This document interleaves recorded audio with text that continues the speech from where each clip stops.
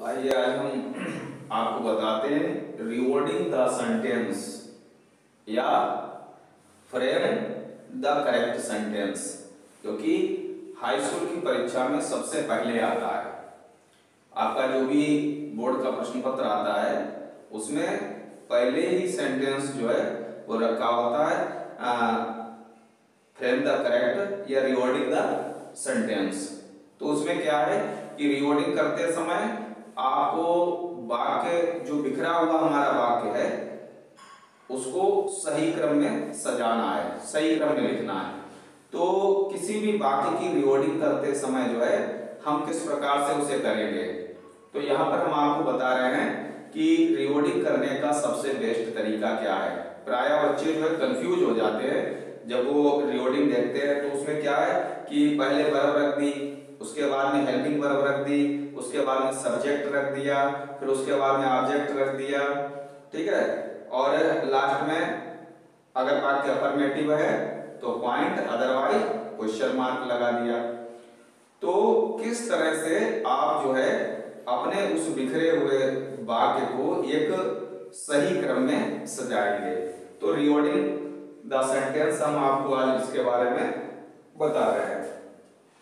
तो रिवर्डिंग करते समय सबसे पहले हमें ध्यान रखना होता है कि हमारा जो विषय है, यानी सबसे पहले आपका आता है सब्जेक्ट, और उस वाक्य में सब्जेक्ट के बाद में फिर आता है हेल्पिंग वर्ब, उसके बाद में मेन वर्ब, फिर इसके बाद में फिर आता है आपका object,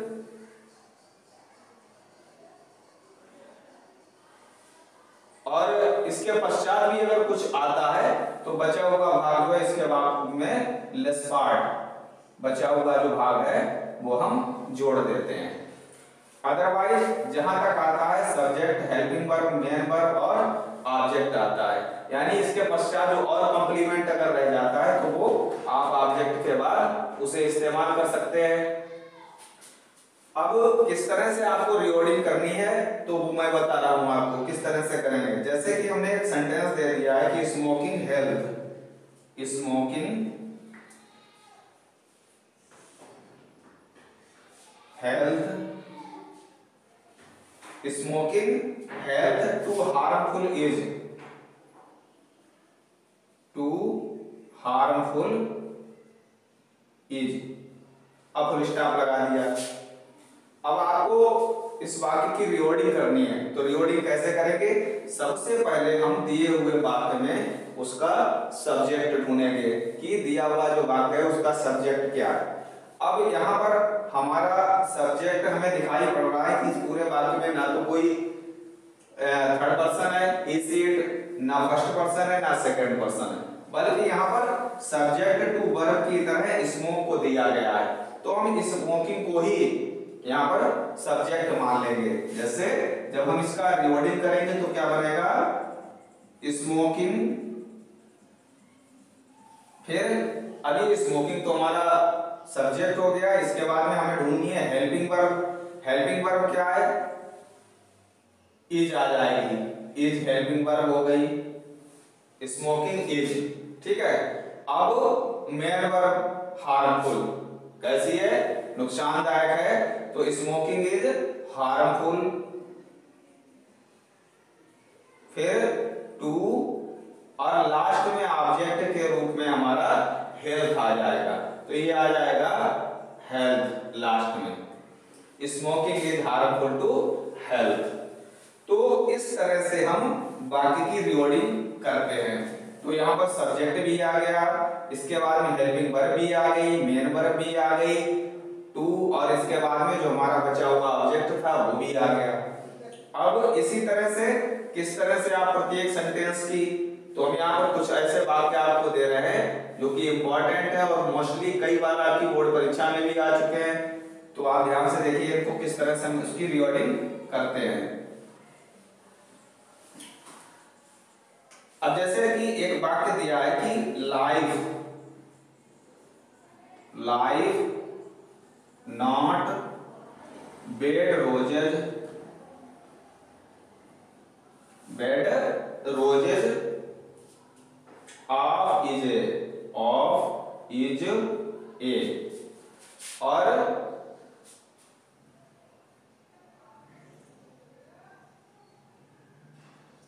cooks for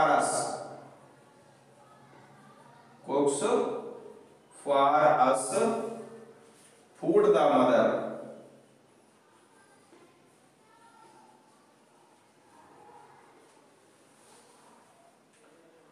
station the train at the stops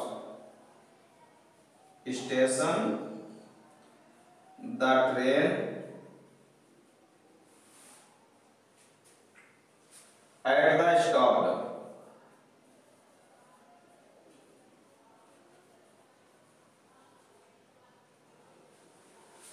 तो यहां पर हमने 3 सेंटेंस दिए हैं 1 2 और 3।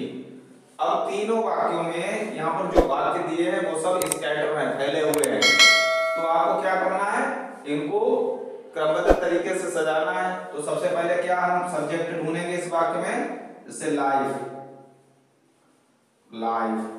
इसके बाद में फिर हमारी helping verb is life is फिर अगर देखें वर्ब अफर्मेटिव है निगेटिव नॉट लगा है तो वर्ब निगेटिव है तो इसके बाद आ जाएगा लाइफ इज नॉट और फिर इसके बाद में ए लाइफ इज नॉट ए और फिर बेड फिर ऑफ प्रपोजिशन और फिर roses life is not a bed of roses.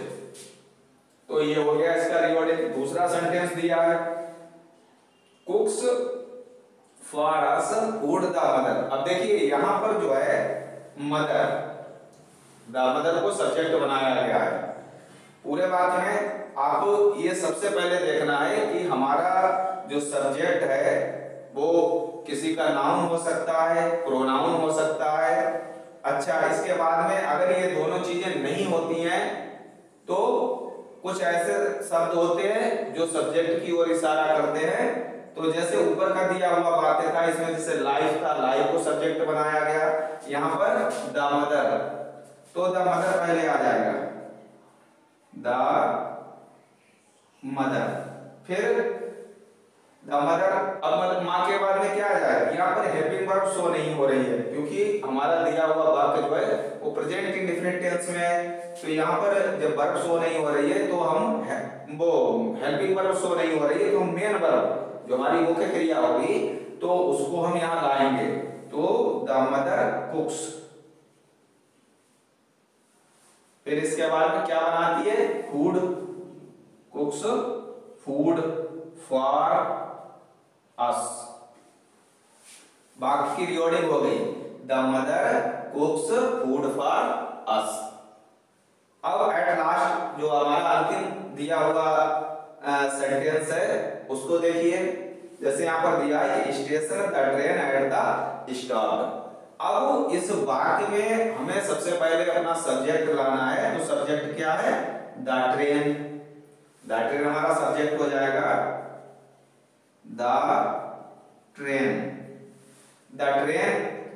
अब वाक्य दिया हुआ क्या है वाक्य दिया हुआ हमारा पास्ट टेंस में है तो पास्ट टेंस की अकॉर्डिंग अब पास्ट टेंस पे यहाँ पर इजमार बाजवर तो आना नहीं है पर पास्ट इंडेफिनिट टेंस का है।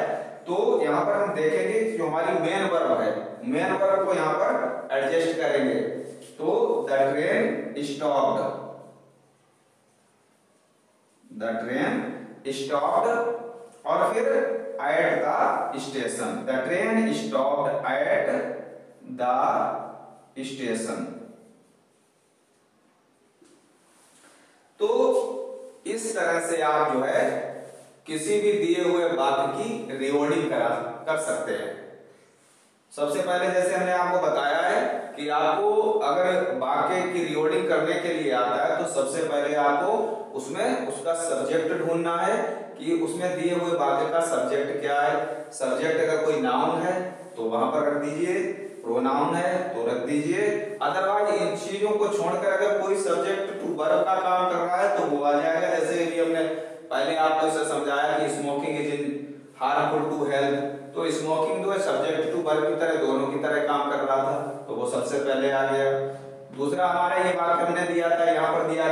कि लाइफ, तो लाइफ हमारा सब्जेक्ट बन गया, उसके बाद में हेल्पिंग वर्ब आ गई, फिर नॉट नेगेटिव था तो नॉट आ गया, उसके बाद में एवरीड ऑफ रोजेस लास्ट में लगा दिया गया।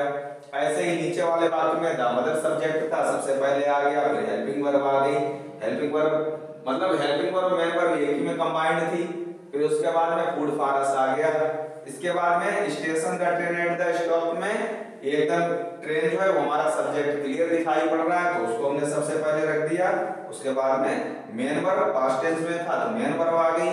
उसके बाद में बचा हुआ भाग और जो भी ऑब्जेक्ट होता है वो आ गया। तो इस तरह से अगर आप ध्यान देते हैं बनाने के लिए subject, helping verb, main verb, object और जो भी उसका कंप्लीमेंट हो वो रखा जाता है। इस तरह से correct frame the correct sentence और रीवर्डिंग द सेंटेंस कंप्लीट किया जाता है।